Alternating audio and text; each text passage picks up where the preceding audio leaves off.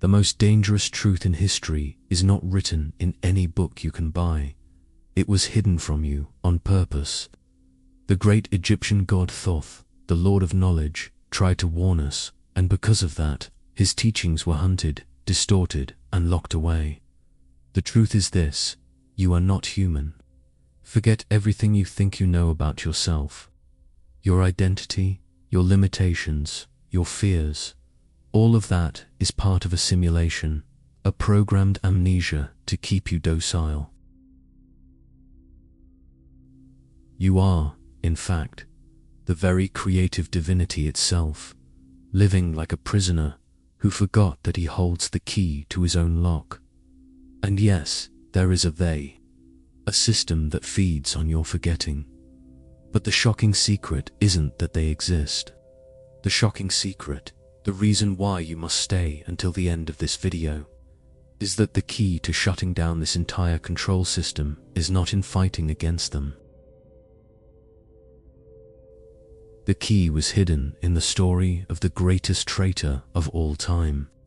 And what you're about to discover is that, to be free, you will have to commit the same act of betrayal. You believe these fears are a natural reaction to the world, a logical response to the challenges you face. But what if I told you they're not yours? They are echoes, whispers implanted by an architecture of control designed for one purpose: to stop you from discovering what happens when your imagination is finally set free.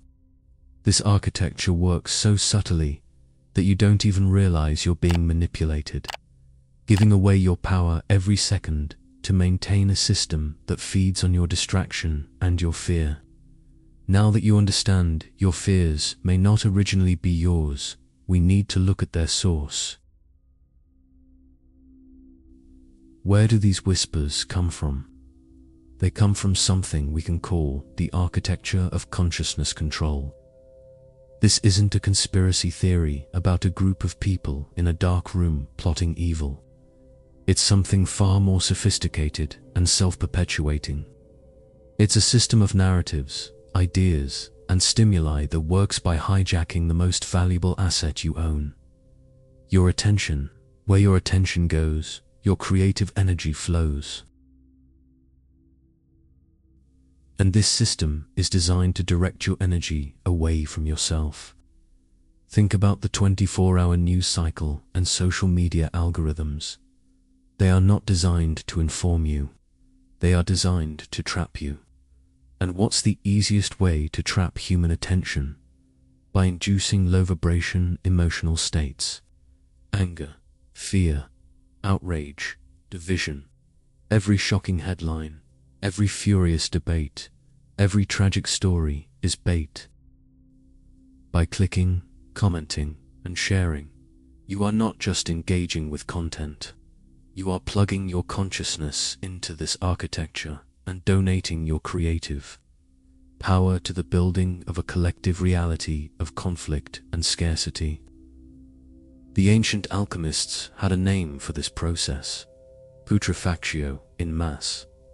Putrefactio is the phase of decomposition, of rotting. The architecture of control works first by dissolving solve, your inner peace, and your sense of power.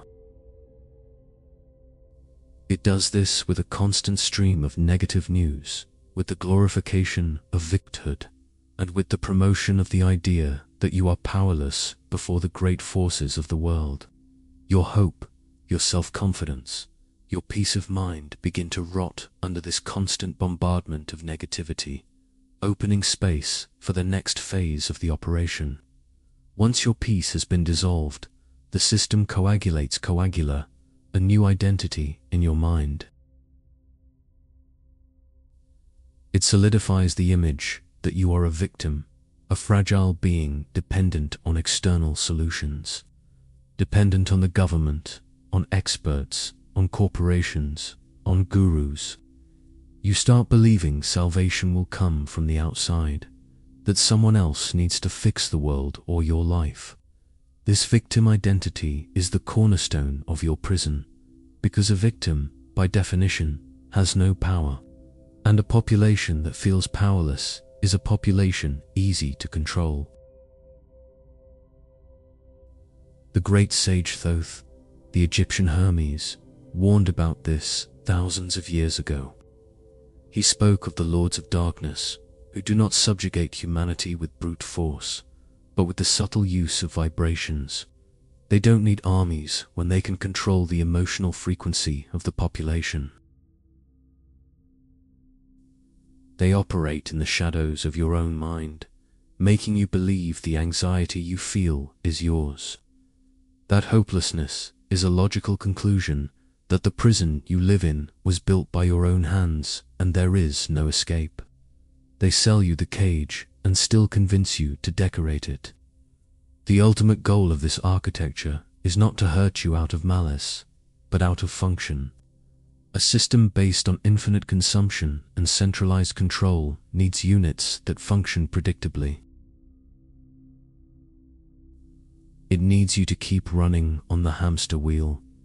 Work, consume, worry, sleep, repeat. Your awakening, your self-sufficiency, and your creative sovereignty are an existential threat to this system. Because a person who discovers their inner power stops looking for answers outside. They stop consuming to fill a void and start creating from an inner fullness.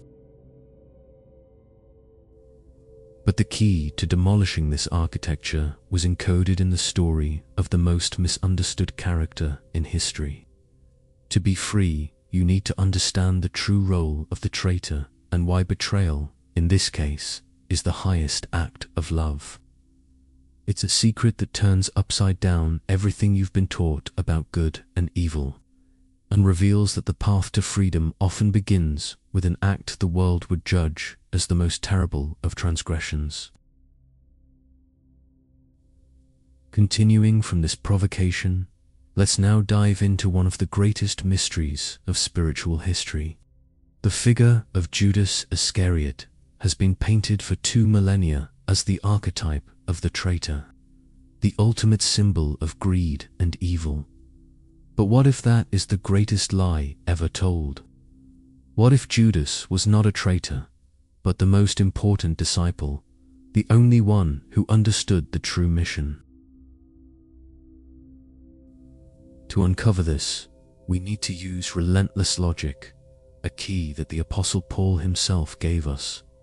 No one knows the thoughts of God except the Spirit of God. If we apply this logic, a disturbing question arises. Who could be close enough to Jesus, the divine avatar, to betray him? Who would have the intimacy and understanding to participate in the final act that would trigger the resurrection? It couldn't be just any enemy. It would have to be the closest one, the supreme initiate, the one who understood that the man Jesus had to be delivered so that the universal truth of the Christ could be released to all humanity. The word betray comes from the Latin tradere, which means to deliver, to reveal. Judas didn't sell his master. He revealed the secret. And what was that secret so dangerous? The secret is that the saving power, the Christ consciousness, is not an external figure to be worshipped, but a state of consciousness to be awakened within every human being. It is your own wonderful human imagination. The man Jesus was the physical manifestation of this truth, the living example.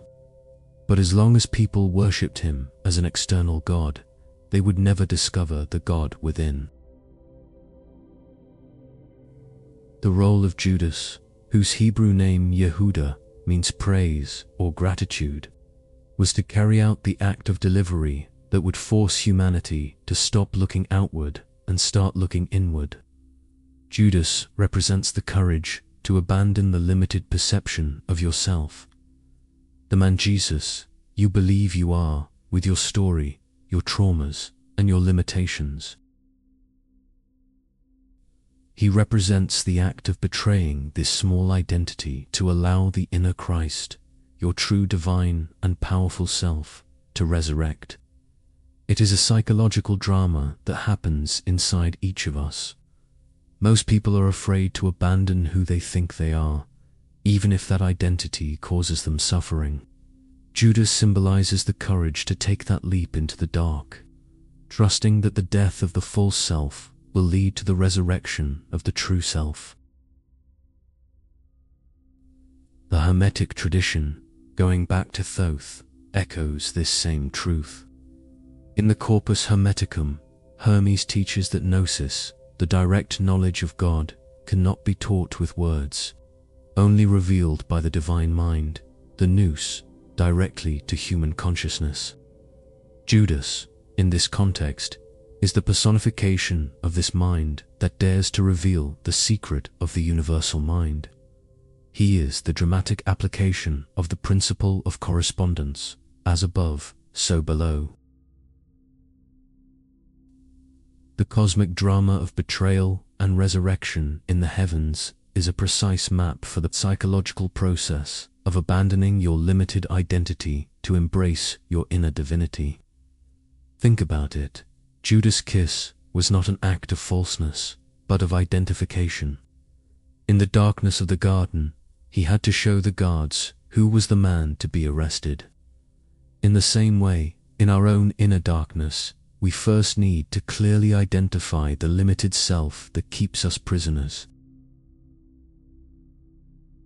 We need to kiss it, that is, recognize it and fully accept it, to then be able to deliver it to crucifixion, which is the dissolution of that identity in the fire of consciousness.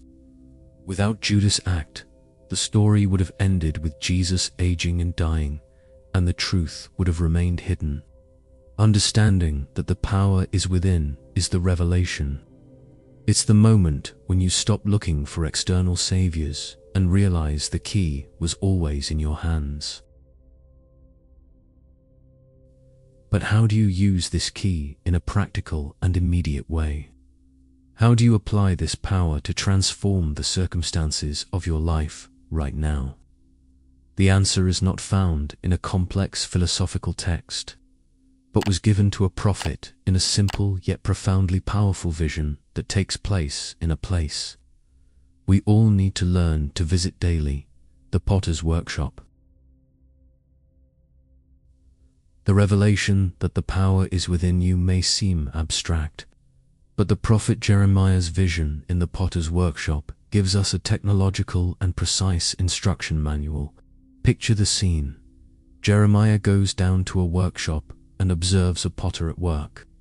The vessel he is making with the clay breaks in his hands. The prophet might have expected the potter to throw the clay away and grab new clay, but the potter doesn't do that. He simply needs the deformed clay and, with the same raw material, begins to create a completely new vessel, as it seemed good to him. Within this powerful image lies the technology of inner reconstruction. The potter is your consciousness, your I am, the creative power that observes and shapes reality. The clay is the substance of life, the primordial energy that composes all things, infinitely malleable and obedient, and the broken vessel. The broken vessel is your current circumstances, your finances, your health, your relationships, everything that seems wrong, damaged, or that didn't turn out as you had planned. It's your present reality that you judge as imperfect. The mistake almost everyone makes is trying to fix the broken vessel. We struggle with the external reality. We try to force things to happen, manipulate people, stress out, complain about the way the vessel is.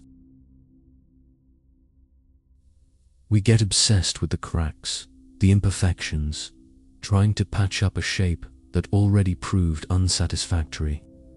But the divine instruction in Jeremiah's vision is radically different. It doesn't say fix the vessel. It tells the potter you to go down to the workshop.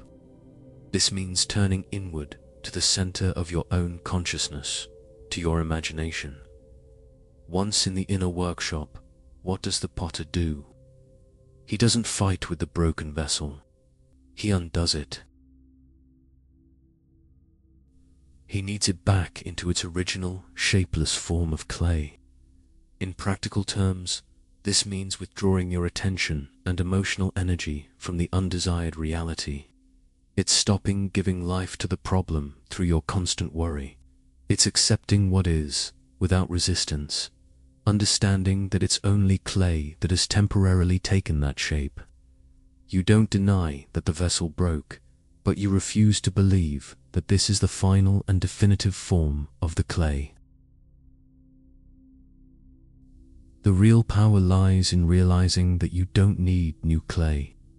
The same substance that makes up your current life of problems and limitations is the same substance that will compose your life of joy and freedom.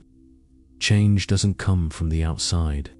It comes from your ability, like the potter, to reshape the substance of your life from within with a new pattern in your imagination. You don't fix what's broken. You dissolve the old pattern and create a new one from the same energy. It is the law of transformation, not substitution.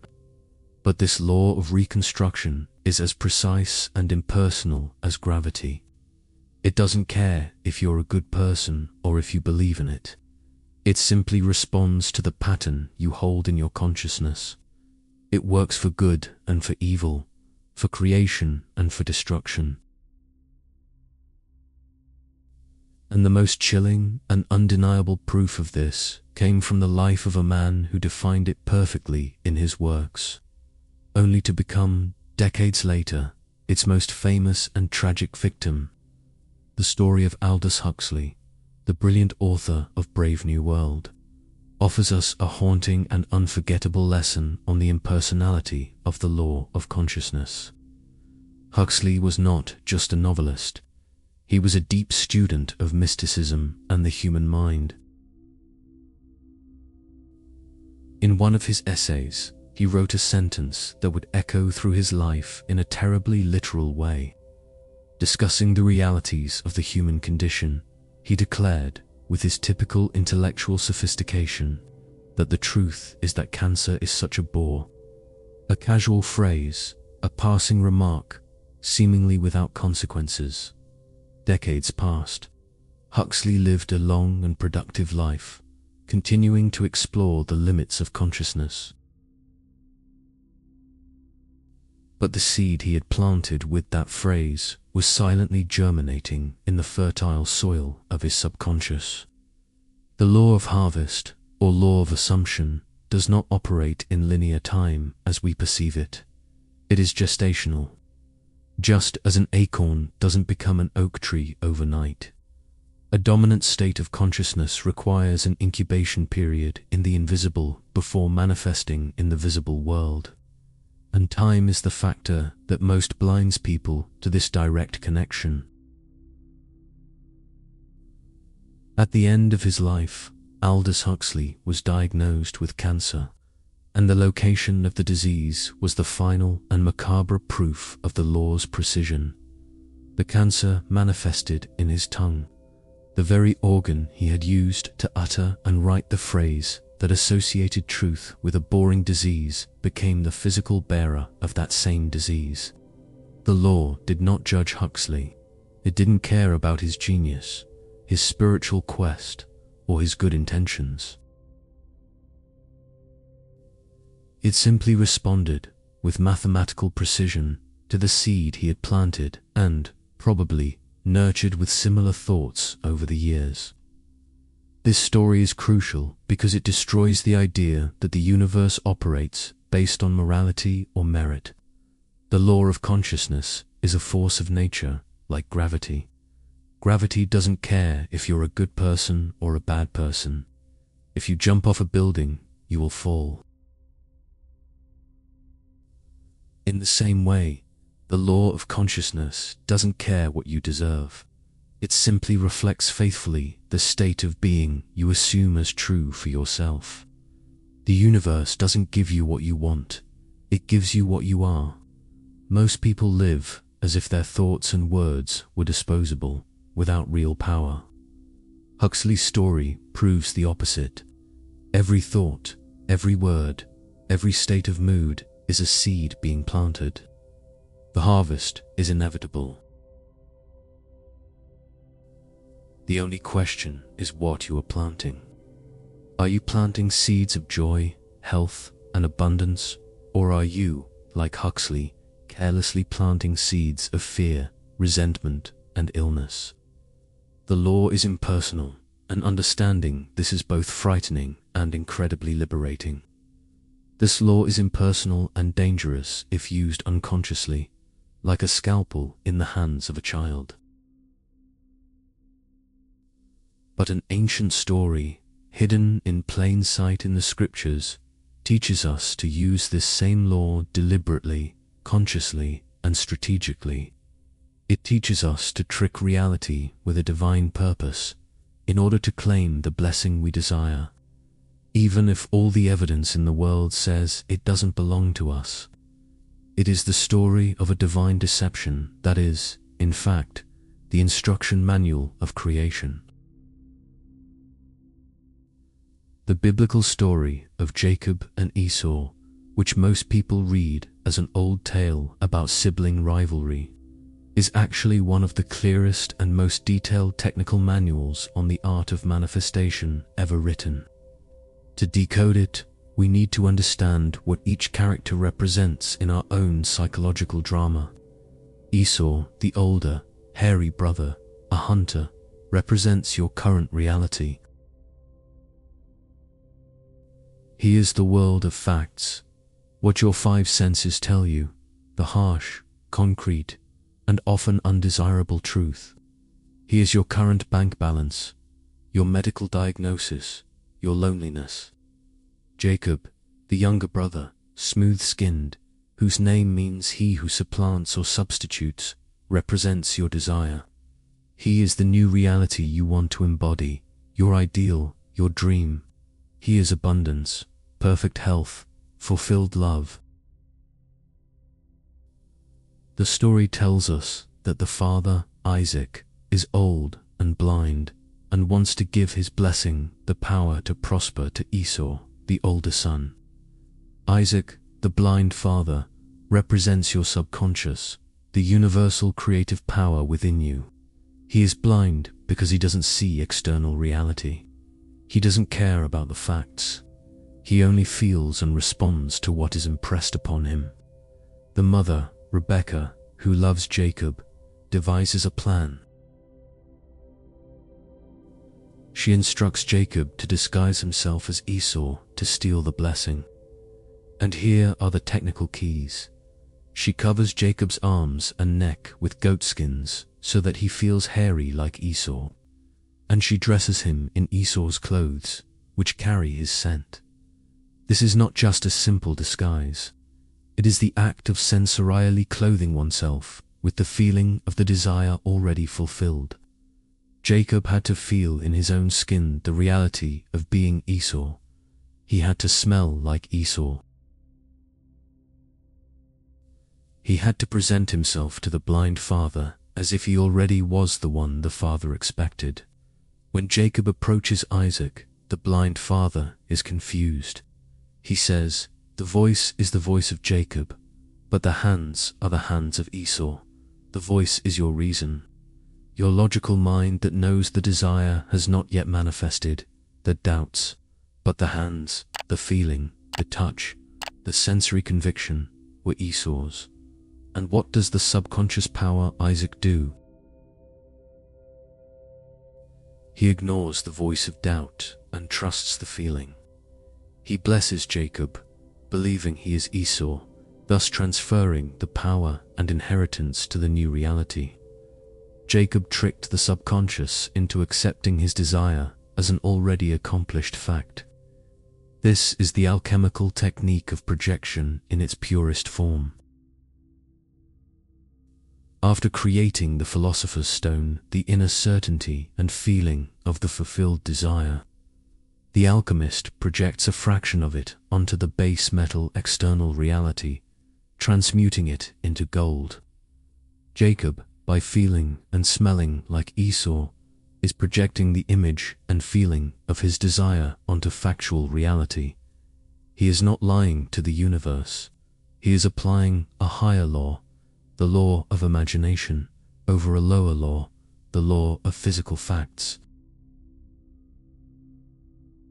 And that is the very definition of a miracle to a Hermeticist. The method, therefore, is clear. You must, in your imagination, clothe yourself with the feeling of your goal achieved. It's not thinking about your desire, but thinking from it. If you want to be prosperous, how would you feel right now if you already were? If you want health, how would your body feel? If you want love, what would the feeling of safety and joy be like? You must build a short, vivid scene that would happen after your desire were fulfilled, and live it in your imagination with all the sensory vividness possible, until it feels real, tricking the blind father within you. But putting on Jacob's skin and feeling the reality of your desire for a brief moment isn't enough. The external reality, the old Esau, will come knocking at your door again, trying to claim his birthright. To ensure the blessing remains with you, a quality is needed that most people confuse with effort, struggle, or stubbornness. It's a form of loyalty, a quiet and loving persistence that is the true secret ingredient of creation and the final seal that guarantees the birth of your desire. We now arrive at the peak of the technique, the refinement that separates amateurs from masters of creation. After putting on Jacob's skin and feeling the reality of your desire, the most crucial part of the journey begins: persistence. But the word persistence has been misunderstood. It's not a struggle, not a feat of will to force reality to conform. It's not mechanically repeating affirmations while your heart screams with doubt. True persistence is something much gentler and more powerful. It is fidelity. Imagine you planted a seed in a garden. You don't keep digging up the soil every day to see if it's growing. You don't yell at the seed to hurry up. You trust the process. You water it, protect it from harsh sun, and, above all, remain faithful to your belief that it will sprout. Fidelity to your assumption, to your fulfilled desire, is exactly like that. It's like the quiet, unshakable loyalty you would have to a lover or to a child not yet born. You know it's there, even if you can't see it. When doubt knocks at your door, when external reality Esau shouts that nothing has changed, you don't fight it. Fighting the current reality gives it more energy. Instead, you gently return, in your imagination, to the feeling of your fulfilled desire. It's a loving return, not a battle. You remember the feeling of being Jacob, of already having the blessing. You refuse to be unfaithful to your new inner reality, no matter how convincing the illusion of the outer world may be. This quiet fidelity is what nurtures the seed and protects it during its gestation period. And here is the most liberating part of the whole law. You don't need to know the how, the when, or the who. Trying to figure out how your desire will manifest is the job of your logical mind, the voice of Jacob that Isaac ignored. Your only responsibility is to remain faithful to the what, to the feeling of the fulfilled desire. The how belongs to the domain of the subconscious power, of the vast universe that is your own deeper consciousness. It has ways you don't know. It will rearrange all reality, move people, open doors, and orchestrate coincidences to bring your assumption to birth. You don't need to control the biochemical process of a pregnancy for a baby to be born. In the same way, you don't need to control the events of the world for your desire to manifest. The feminine principle knows exactly what to do. Your only task, as the masculine principle, is to plant a clear seed and then, like a loving father, protect the mother, your subconscious, from doubt and fear, staying faithful to the reality of the child that is coming. You are not a human begging a god out there. You are the very divinity operating the two principles of creation within yourself. This is the truth that was suppressed, the truth that frees you from the condition of beggar and places you on the throne of Creator. You are the father who impregnates with desire and the mother who gestates with feeling. Divinity is not a destination to be reached after death. It is your innate operational mechanics, here and now. You are an androgynous being, complete, containing within yourself the entire mechanism of creation.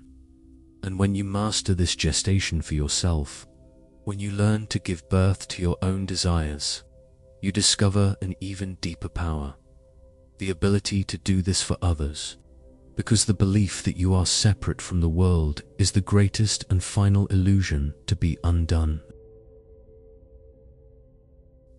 The understanding that you are the creator of your reality, operating the masculine and feminine principles of consciousness, leads us to an even more dizzying expansion. If you can gestate a new reality for yourself, what does that say about the other people in your life? The last and greatest illusion to be undone is the belief in separation. The idea that the other is yourself projected is not a poetic metaphor for empathy. It is an operational fact of the universe. There is no out there truly separate from an in here. The entire cosmos and everyone in it are a projection of your own infinite consciousness. Think of your world as a great theater. Every person who enters the scene, from the most loyal friend to the most irritating antagonist, is playing a role that you, as the director and author of the play, wrote for them. They are not puppets without will, but aspects of your own consciousness that manifest to show you something. The person who annoys you is only mirroring an irritation you nurture within yourself. The person who loves you is reflecting the love you finally allowed yourself to feel. They are messengers, bringing to light the beliefs, fears, and hopes you hold in your subconscious. That's why true prayer, true magic, always works. When you imagine the best for another person, you are not sending good vibes across space. You are actually rewriting that person's role within the script of your own consciousness. You are changing the concept you have of them, freeing them from the limited image you maintained. By seeing them as healthy, prosperous, and happy in your imagination, you free them so they can express this new state of being in their reality. Because their reality and yours are intrinsically connected in the great theater of the mind. When you encounter a problem in the world that upsets you, instead of reacting with anger or fear, ask yourself, what in me is being reflected here? By taking responsibility for your perception of the problem, you reclaim your power over it. You can then, in your imagination, forgive that reality that is, see it in a different way.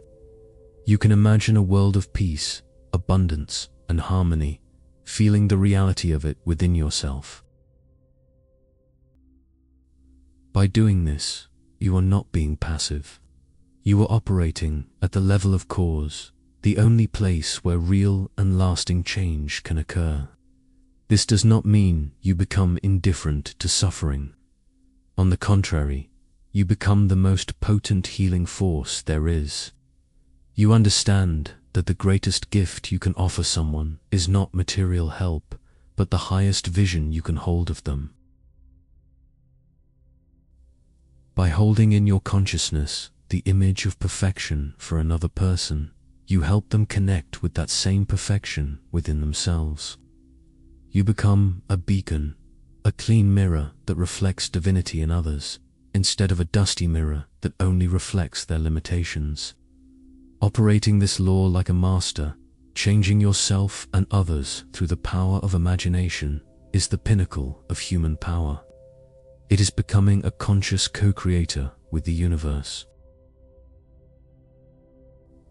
But the final destiny of this journey, the purpose behind this entire cosmic theater, is something even more shocking.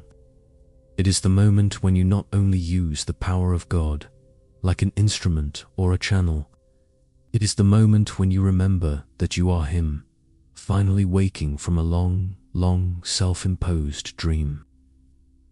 We now come to the heart of this video, to the most seismic and liberating revelation of all. The journey of mastering the law of consciousness and realizing that the world is a reflection of yourself is the preparation for the final act. The mystic Neville Goddard, who rediscovered and taught these truths in the 20th century, described a series of mystical experiences that serve as a roadmap for the final awakening of human consciousness. It is not a theory, but an experience that awaits us all, the moment when God awakens within man. The experience begins with an awakening inside your own skull. You find yourself conscious but entombed, not in a stone tomb, but in the tomb of your own body, at Golgotha, the place of the skull. Suddenly, an intense vibrational wind courses through your being, a sound that seems to rip something from top to bottom. This is the tearing of the temple veil, as the scriptures describe. The temple is your body, and the veil is the illusion of separation between you and your true divine identity. In that moment, you are born from within yourself, no longer as a human, but as the power that animated you. After this rebirth, the climax of the revelation occurs. An archetypal figure appears before you. The young David, the shepherd who became king, and he, representing all humanity in its beauty and perfection, looks at you and calls you Father. In that instant, the truth explodes in your consciousness with a certainty that transcends any faith or belief. You are not a child of God. You are not part of God or like God. You are God, the Father, the source of all life, the single and indivisible I Am that was dreaming of being a limited human. This revelation turns all traditional theology upside down. Life is not a test created by an external entity to see if you're worthy. It is a divine play, a cosmic game that you, as God the Father, designed for yourself. You imposed a deep amnesia on yourself, forgetting your omnipotence in order to experience the journey from limitation back to freedom, from darkness back to light. You are the only actor in your play, performing all the roles: the hero and the villain, the victim and the savior, the prisoner and the liberator, all for the joy of rediscovery. The great sage, Thoth, in the Emerald Tablets, describes this same journey. He speaks of his cyclical descent into the darkness of Amenti, the realm of forgetting in matter, and his inevitable return to the light of full consciousness. He tells us, "Many and great were the fallings that man made on his path through the ages, but know that light is eternal and darkness is fleeting." This divine amnesia is the fall into matter, the great sleep from which we are all destined to awaken, not as humble children of God, but as God the Father Himself, who finally remembers His sovereign and absolute identity. This memory is not something you acquire, it's something you recover. It's encoded in every cell of your being, in every atom of the universe you project. The journey of life, with all its desires, struggles, and triumphs, is the mechanism that God uses to remember Himself. Every fulfilled desire is a small awakening, a glimpse of your infinite power. The satisfaction of a desire is not in the thing itself, but in the momentary remembrance that you are the power that can create anything. This glorious memory lies dormant in every atom of your being, waiting for the right moment to emerge. But you don't need to wait for that final experience to start living from this truth. How can we access this memory now? How can we begin to strip off the garments of human limitation and put on the mantle of our divinity? There is a key, a specific frequency that shuts down the noise of the world and tunes us to the voice of silence.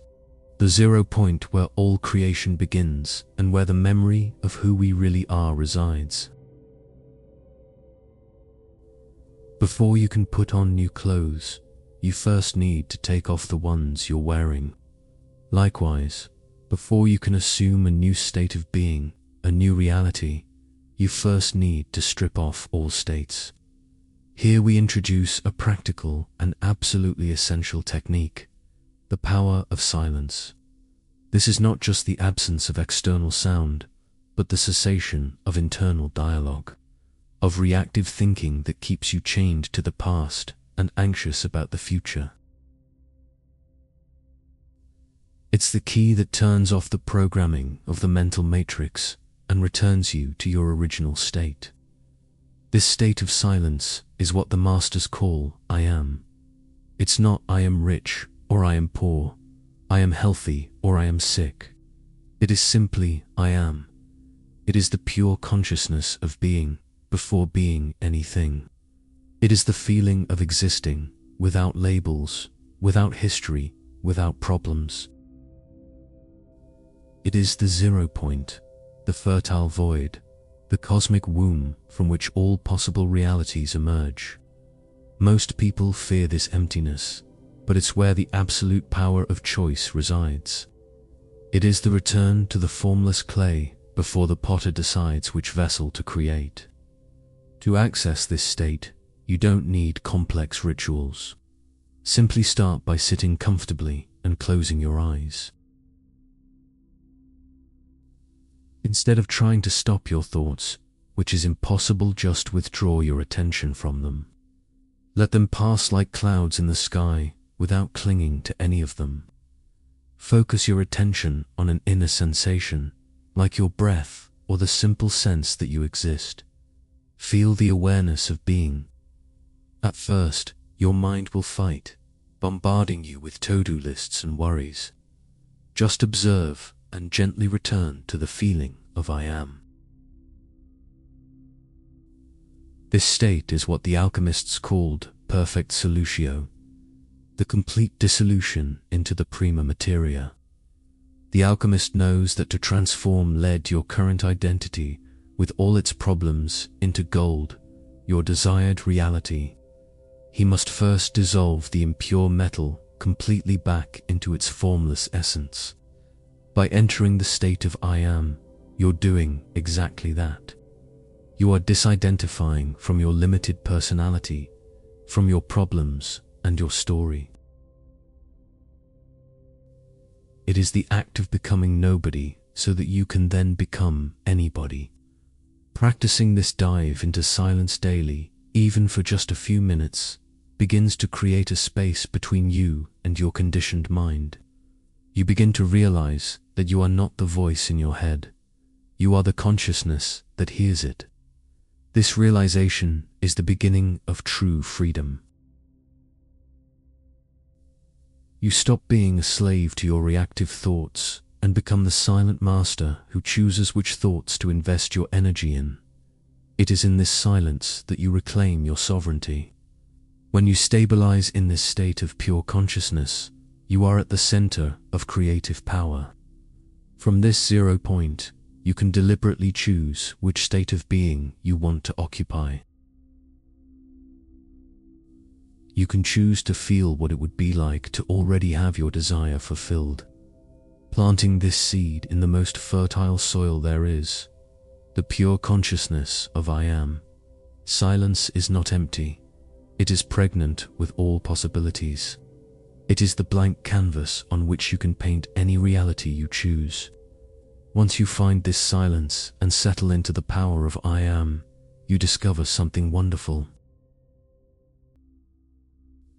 You realize that you don't need to create your new reality from scratch with effort and struggle.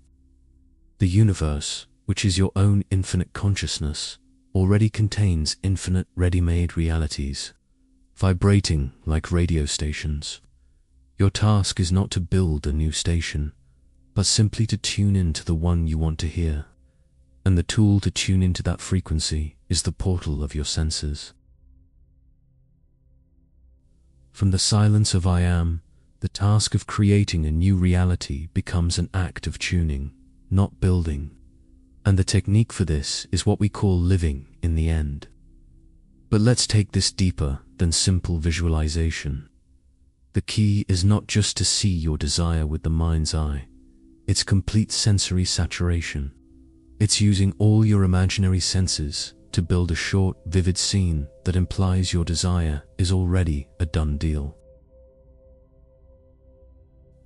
The goal is not to see the desire from afar, but to see the world from the fulfilled desire. Close your eyes and ask yourself, what would the world be like if my desire were already real? Don't focus on the desire itself, but on its consequences. If you desired a large sum of money, don't imagine the money. Imagine a conversation with a friend where you say, "Remember when I used to worry about money? It feels like a lifetime ago."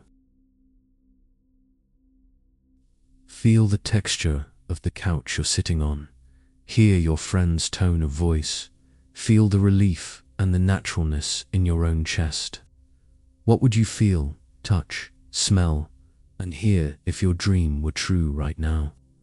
The key is to create a short scene, lasting only a few seconds, and that takes place after your desire has been fulfilled. For example, if you want a new job, don't imagine yourself at the interview. Imagine yourself shaking a colleague's hand at the end of your first week of work while he says, "It was great having you on the team this week." Feel the handshake, see the smile on his face, hear the words, and, most importantly, feel the sense of satisfaction and belonging this would bring you. This scene implies that the entire process, interview, hiring, etc., has already happened. You're not chasing the desire, you're becoming a vibrational magnet for it. That's why feeling is the secret. You can visualize all day long, but if you don't feel the reality of it, you haven't changed your frequency. The sensory scene is just the tool to evoke the feeling. It's the feeling of naturalness, of relief, of gratitude, of this is how things are now, that truly tunes your consciousness to the new reality and commands the universe to materialize it. Repeat this sensory scene every night before bed. Take that feeling into sleep. Sleep is the gateway to the subconscious, the cosmic womb. By falling asleep, feeling that your desire is already a fact, you are planting the seed of your new reality in the most fertile soil possible. The subconscious will then work through the night, arranging the events and people necessary to bring that seed into the light of day without any effort on your conscious part. Mastering the art of feeling, of living in the end through sensory saturation, is the master key that opens any door. It is the practical application of being the potter who shapes the clay. But what happens when you open your eyes in the morning and the external reality, stubborn and noisy, the old Esau, contradicts your new inner creation? What to do when the bills arrive, the symptoms persist, and loneliness knocks? There is a shield, a protection technique to guard your seed from the storm of the world of facts. After planting the seed of your new reality in the fertile soil of the subconscious through sensory saturation, the work of the guardian begins.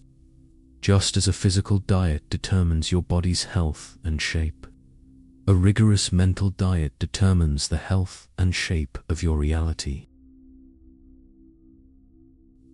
Once you have assumed the feeling of the fulfilled desire, you must become an unrelenting watchman at the gates of your mind. Your only task now is to protect this delicate seed from any influence that contradicts it.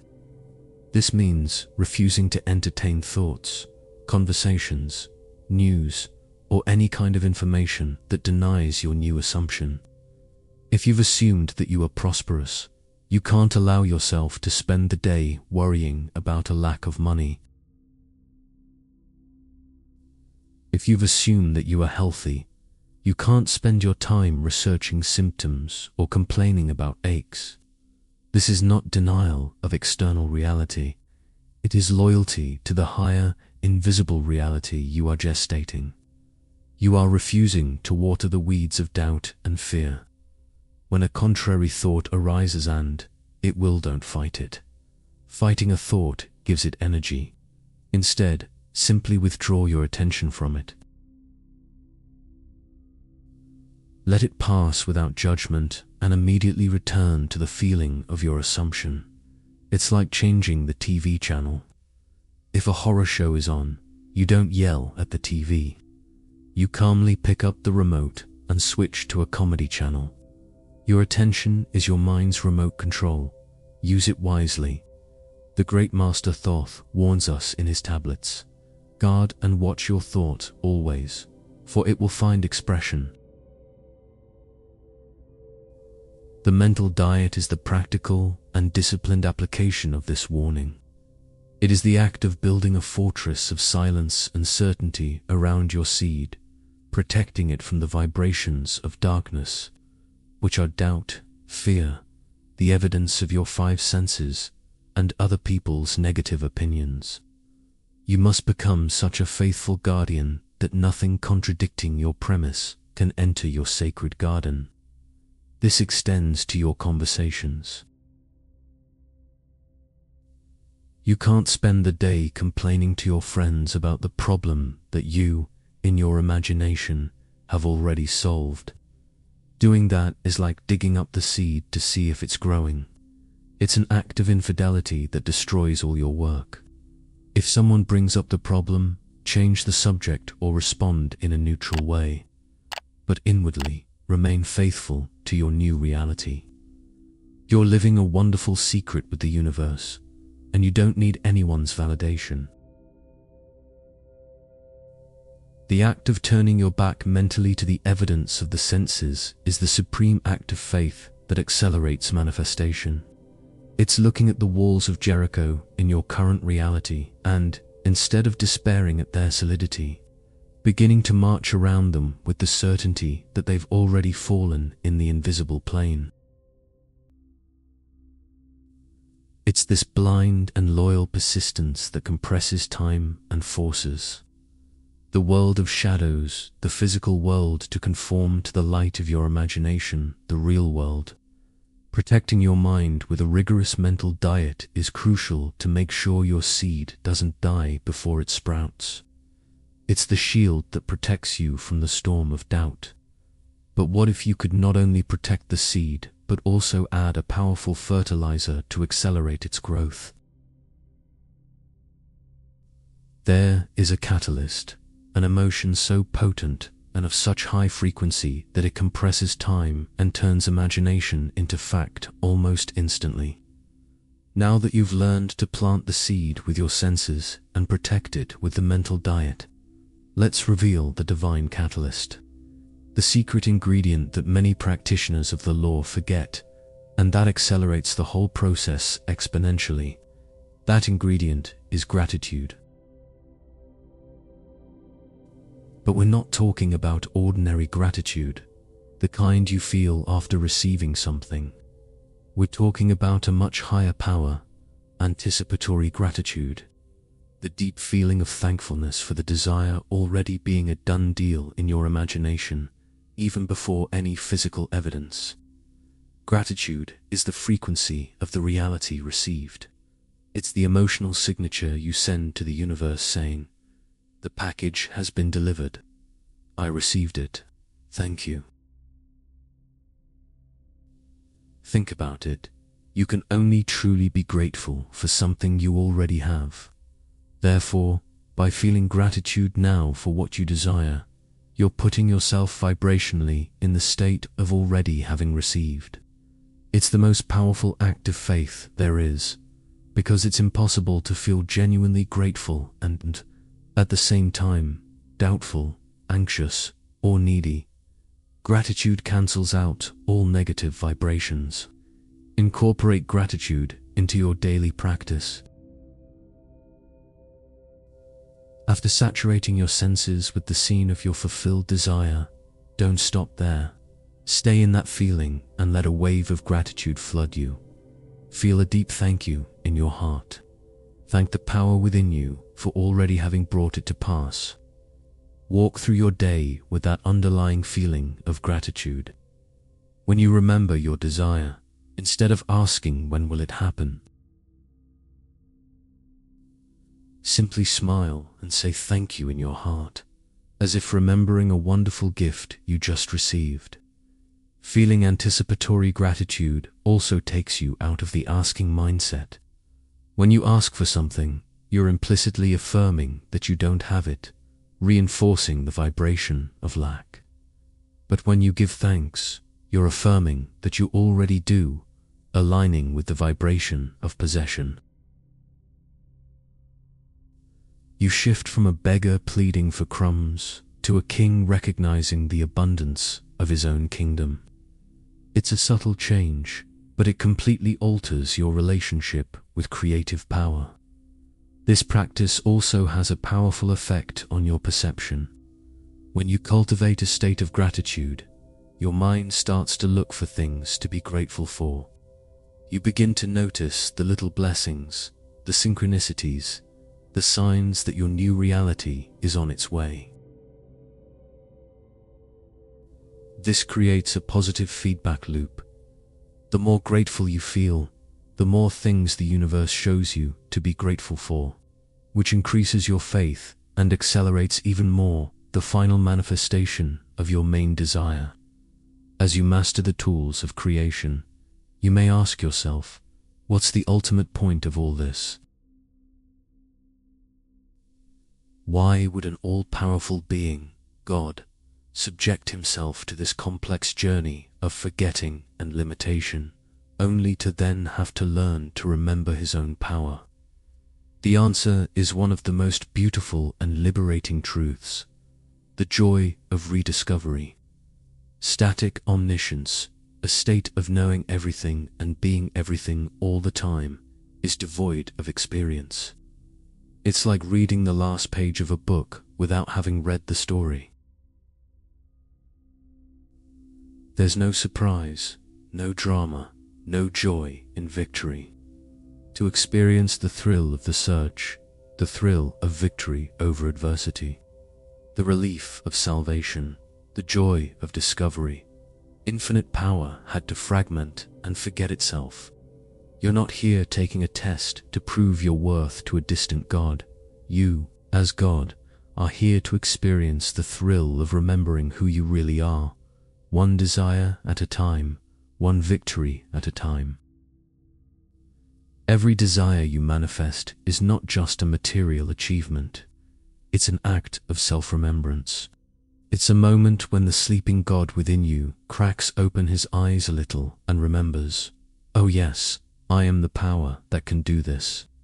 Life, with all its ups and downs, is the playground God you created for himself. The problems and limitations are not punishments. They are the obstacles in the video game, the challenges that make the final victory so sweet. Without the experience of lack, abundance would have no meaning. Without the experience of sickness, health wouldn't be so valued. Without the experience of loneliness, the joy of union wouldn't be so deep. You chose to forget your divinity so you could have the joy of remembering it. So stop judging yourself for your desires. Your desires are not signs of weakness or materialism.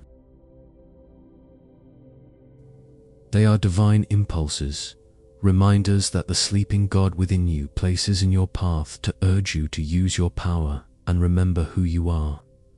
The desire for more money is the desire to remember your abundant nature. The desire for health is the desire to remember your perfect nature. The desire for love is the desire to remember your unified nature. Every desire is a call home.